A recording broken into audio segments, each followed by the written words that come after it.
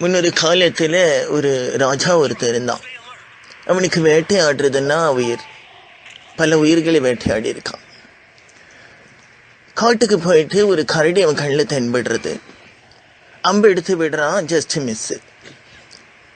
கரடி உடனே அவனுக்கு ஒழுங்கு காட்டிட்டு அவன் முன்னால் வந்து அவுத்து போட்டு நின்று, உனக்கு சுடவே தெரியல, நீ ஊம்பு அப்படிங்கிறது.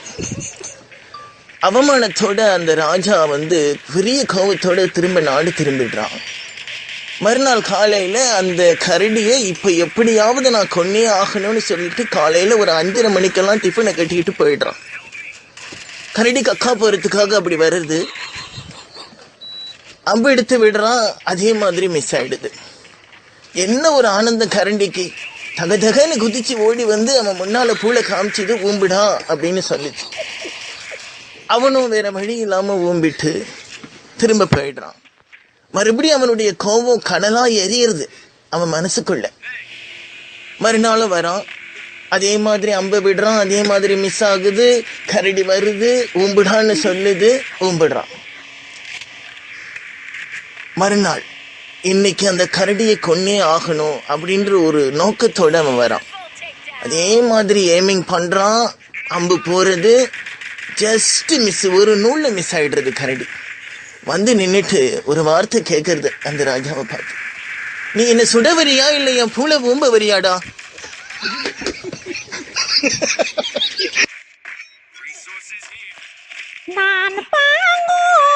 ஹரஹர மகாதேவிக்கு ஏப்ரல் மாதத்தில் ஹரஹர மகாதேவுக்கு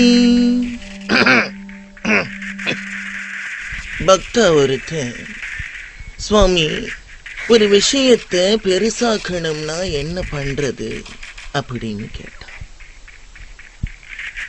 நான் அவன் கேட்ட கேள்விய தப்பா புரிஞ்சுக்கிட்டேன். எதுவா இருந்தா என்ன, அதை ஊதி பெருசாக்கலாமே அப்படின்னு. மலை உச்சில எனக்கு என்ன நடந்ததோ அதேதான் அவனுக்கும் நடந்திருக்கு. டிஸ்டன்ஸ் அதிகமா இருந்ததால ஊதி பெருசாக்கலாம் அப்படிங்கிறது அவன் காதுல கூதி பெருசாக்கலாம் அப்படின்னு கேட்டு.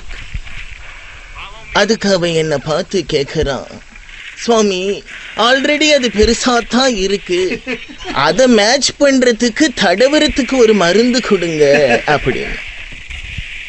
நான் மருந்து தடவரத்துக்கு பதிலா மருந்து தடவிட்டேன். அப்புறம் என்னாச்சு சுவாமி? பின்னால பார்த்தவன் இனி பெருசாக்க வேண்டிய அவசியமே இல்லை சுவாமி அப்படின்னு பாஞ்சிட்டான். எத்தனையோ பேருக்கு சாப்பாடு போட்டு உங்களை டிஃபன் பண்ண வச்சுட்டானே சுவாமி அப்படின்னு வருத்தப்பட்டான். பசி ருசி அறியாது. சுவாமி, இந்தியா வேர்ல்டு கப் செமிஃபைனல்ல தோத்ததை பத்தி 10 தான் வர்றது. பட் இருந்தாலும் அவமானத்தை ஒத்துண்டு பொத்துண்டு வர்றதுல என்ன தப்பு? குடி போதையில வில்லன் ரேப் பண்ணத வச்சு குத்துனா அவ மறந்துடலாம், ஆனா கத்துனா அவ மறக்கிறது இல்லையே. அதே மாதிரி தான் நாம ஆல்ரெடி சாம்பியன்ஸுங்கிறத நாம மறக்கவும் முடியாது, மறுக்கவும் முடியாது. Let's wait for 2019. இந்த கோலி அனுஷ்கா மேட்ரை பத்தி பாலும் பேட்டும் ஒன்னுத்துக்குமே யூஸ் ஆகாம போனது அன்னைக்கு மட்டும். சுவாமி, போன சுகானுபவத்துக்கு பேங்காக் டைரிஸ்ன்னு டைட்டில் வச்சு, இதுக்கு என்ன டைட்டில் சுவாமி? டைட்டிலா? வெத்தலைக்கு தேவை சுண்ணாம்பு, மகனே வெட்டியா இருந்தா வந்து பூம்பு. ஹரஹர மகாதேவிக்கு.